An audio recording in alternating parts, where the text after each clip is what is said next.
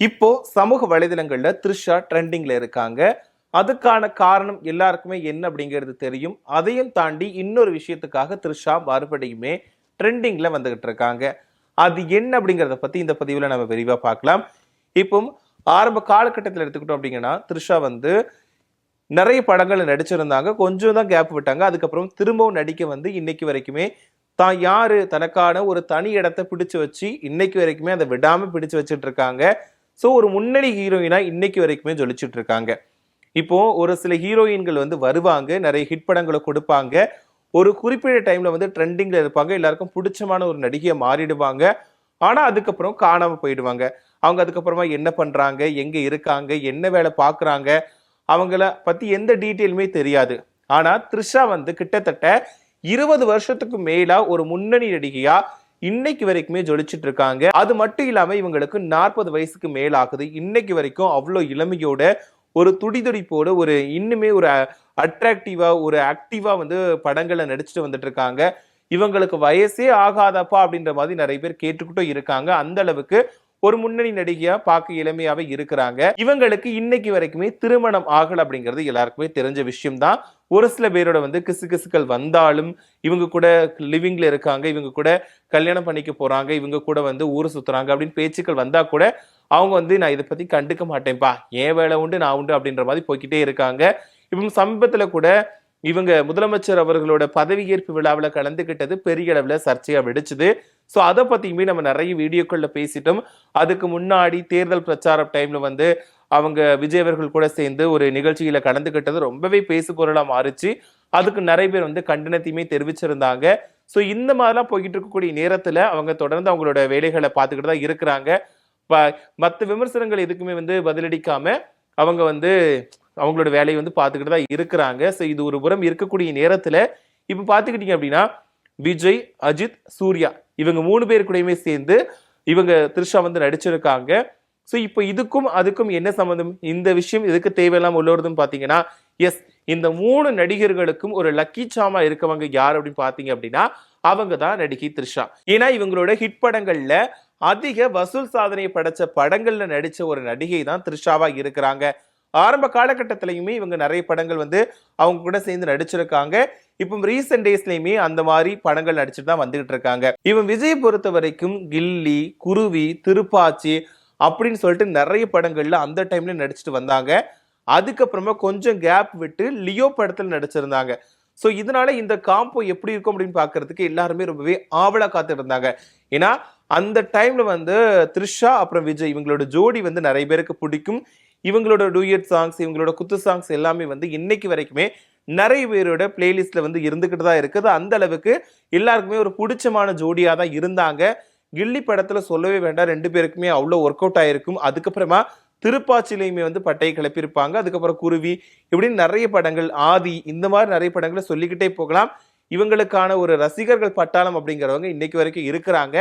So இதனால Leo படத்தை பார்க்கறதுக்கு எல்லாரும் அவ்வளோ ஆவலா அவ்வளோ ஆசையா காத்திருந்தாங்க. ஸோ இந்த மாதிரி படம் வந்து ரிலீஸ் ஆகி எல்லாருக்குமே ஒரு வரவேற்பு பெற்றிருந்துச்சு. இதுல கில்லி படம் இருக்கு இல்லையா, அந்த டைம்ல வசூல் சாதனையை படைச்சிருந்தது. அதனால வந்து த்ரிஷா வந்து ஒரு லக்கியா பார்த்தாங்க. அதே மாதிரிதான் இப்ப லியோ படத்திலையுமே வந்து கிட்டத்தட்ட 60 கோடி ரூபாய் வந்து வசூல் சாதனையை படைச்சிருந்துச்சு. இதுல மிக மிக முக்கியமான விஷயம் எப்படின்னா, விஜயோட இந்த சினிமா வாழ்க்கையில அதிக வசூல் சாதனையை படைச்ச படமா வந்து லியோ படம் தான் இருக்குது. இந்த படம் வந்து 600 கோடி ரூபாய்க்கு மேல வசூல் சாதனை படைச்சிருந்துச்சு. சரி, விஜய் அவர்களுக்கு மட்டும்தான் அப்படின்னு எடுத்துக்கிட்டோம்னா அடுத்ததா அஜித் அவர்கள் கூடயுமே கிரீடம் இந்த மாதிரி நிறைய படங்கள்ல சேர்ந்து நடிச்சிருந்தாங்க. இவங்களுக்கான ஒரு ஜோடி பொருத்தமும் நல்லா தான் இருக்கும். ஸோ இவங்களுக்குமான ஒரு ரசிகர்கள் பட்டாலுமே இருக்கிறாங்க. ஸோ இதுக்கு அப்புறமா ரொம்ப நாள் கழிச்சு குட் பேட் அக்லி திரைப்படத்துல இவங்க த்ரிஷா வந்து நடிச்சிருந்தாங்க. ஸோ இந்த படம் பாத்தீங்க அப்படின்னா 250 கோடி ரூபாய்க்கு மேல வசூல் சாதனை படைச்சு கொடுத்துருந்துச்சு. அந்த டைம்ல வந்து அஜித் அவர்களுக்கு நிறைய படங்கள் நடிச்சா கூட அடுத்தடுத்து அந்த அளவுக்கு வெற்றி வாய்ப்பு பெற்று கொடுக்கல. ஆனா குட் பேட் அக்லி திரைப்படம் தான் 200 கோடி ரூபாய்க்கு மேல வசூல் சாதனை படைச்சு அவரோட ஒரு தனித்துவமான அடையாளத்தை உருவாக்கி கொடுத்துச்சு அப்படின்னு சொல்லலாம். ஏன்னா அவர் வந்து ஒரு மாஸ் நடிகர் தான். பட் கொஞ்சம் படங்கள் அடுத்தடுத்து நடிக்கிறப்ப வந்து அதுக்கு எதிர்பார்த்த ஒரு அளவை வந்து பூர்த்தி செய்யல. ஆனா குட் பேட் அக்லி திரைப்படம் ஒரு நல்ல வரவேற்பு பெற்று வசூல் சாதனையை படைச்சிருந்துச்சு. ஸோ இதனாலதான் தளபதி விஜய்க்கு அப்புறமா தல அஜித் அவர்களுக்குமே ஒரு லக்கி சாமா த்ரிஷா வந்து இருக்கிறாங்க. சூர்யா கூட தான் முதன்முறையா த்ரிஷா வந்து ஹீரோயினா அறிமுகமானாங்க மௌனம் பேசியதே. அதுக்கப்புறம் 6 இந்த மாதிரி ஒரு சில படங்களை நடிச்சிருந்தாங்க. இவங்களுக்கான ஜோடி பொருத்தமுமே நல்லா தான் இருக்கும். ஸோ இவங்களுமே கிட்டத்தட்ட 20 வருஷத்துக்கு அப்புறமா இந்த படத்துல மீண்டும் இணைஞ்சாங்க. அந்த படம் தான் இது கருப்பு. இப்ப ரீசெண்டா தான் இந்த படம் ரிலீஸ் ஆச்சு. மே 15ஆம் தேதி ரிலீஸ் ஆச்சு. இந்த படத்துக்குமே நல்ல வரவேற்பு கிடைச்சது. ஸோ இதுல சூர்யாவோட நடிப்பும் நல்லா இருக்கு, த்ரிஷாவோட நடிப்பும் நல்லா இருக்கு அப்படின்னு எல்லாருமே நல்லா புகழ்ந்துகிட்டு தான் இருக்கிறாங்க. ஸோ இந்த படம் பாத்தீங்கன்னா இப்போ வரைக்குமே 250 கோடி ரூபாய்க்கு மேல வசூல் சாதனை படைச்சிட்டு இருக்குது. இதுலயுமே நம்ம கவனிக்க வேண்டிய ஒரு விஷயம் இருக்கு. அது என்னன்னு பாத்தீங்கன்னா சூர்யா அவர்களோட நடிப்புல கடைசியா வெளிவந்த படங்கள் எதுவுமே அந்த அளவுக்கு ஓடல. நிறைய படங்கள் ஃபிளாப் கூட ஆச்சு. அடுத்து ஒரு சில படங்கள் வந்து கொஞ்சம் விமர்சன ரீதியா வரவேற்பு பெற்றாலும் வசூல் சாதனை படைக்கல. ஆனா இப்போ கருப்பு படம் வெளியாகி கிட்டத்தட்ட 10 நாட்களுக்குள்ளேயே நல்ல வசூல் சாதனை படைச்சிட்டு இருக்கு. கிட்டத்தட்ட 250 கோடி ரூபாய்க்கு மேல வசூல் சாதனை படைச்சிட்டு இருக்கு. ஸோ இன்னும் வரக்கூடிய காலங்கள்லயுமே இந்த படம் வந்து இன்னுமே வசூல் சாதனை படைக்கும் அப்படின்னு நம்பிக்கையா சொல்லிட்டு இருக்காங்க. அந்த அளவுக்கு இந்த படத்தோட கதைக்களமுமே நல்லா தான் இருக்குது. ஸோ இதனாலதான் இந்த ஒரு 3 நடிகர்களுக்குமே இவங்க வந்து ஒரு லக்கி சாமா இருக்காங்க, குவீனா இருக்காங்க அப்படின்ற மாதிரி எல்லாருமே வாழ்த்துக்களை சொல்லிட்டு இருக்காங்க. இது மட்டுமே இல்லாம இப்ப கடந்த காலங்கள் எடுத்துக்கிட்டோம்னு வச்சுக்கோங்களேன். இப்ப பொதுவா என்ன சொல்லுவாங்க, வருஷப்படி பார்த்தோம் அப்படின்னா விஜய், அஜித், சூர்யா இவங்க 3 பேர் தான் மாறி மாறி சொல்லுவாங்க. இப்போ ரீசெண்டா பாத்தீங்க அப்படின்னா யாரையும் அப்படி அந்த மாதிரி கம்பேர் பண்ணி சொல்ல மாட்டாங்க. எப்படின்னா ஆரம்ப காலகட்டத்துல சிவாஜி, எம்ஜிஆர், அதுக்கப்புறமா ரஜினிகாந்த், கமல் அப்படின்னு சொல்லிக்கிட்டு வந்த நேரத்துல அடுத்த ஜெனரேஷன் அப்படின்னு பாத்தீங்கன்னா விஜய், அஜித், அப்புறமா சூர்யா இவங்க 3 பேரையும் தான் சொல்லிட்டு இருப்பாங்க. ஸோ அந்த வரிசையில இவங்களுக்கான ஒரு ஒரு ஹீரோயின் மெட்டீரியல் தாண்டி இவங்களுக்கான லக்கி ஹீரோயினா அமைஞ்சது யாருன்னு பாத்தீங்கன்னா அவங்க தான் த்ரிஷா. ஏன்னா அந்த டைம்லயுமே அவங்க கூட நடிச்சு நிறைய ஹிட் படங்களை கொடுத்திருக்காங்க. ஸோ இப்ப மறுபடியுமே ரீஎன்ட்ரின்னு கூட சொல்லலாம். இவங்க கூட சேர்ந்து நடிச்சு இப்போ ஹீரோக்களுக்கு ஒரு பிடிச்சமான நடிகையா தாண்டி அவங்களுக்கு வெற்றி வாய்ப்பையும் வாங்கி கொடுத்துட்டு இருக்காங்க.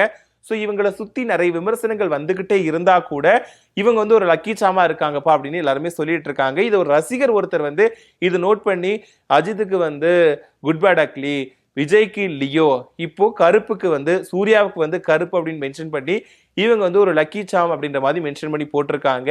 ஸோ இதை பத்தி வந்து ஒரு தயாரிப்பாளருமே ஸ்டோரி பகிர்ந்திருந்தாரு.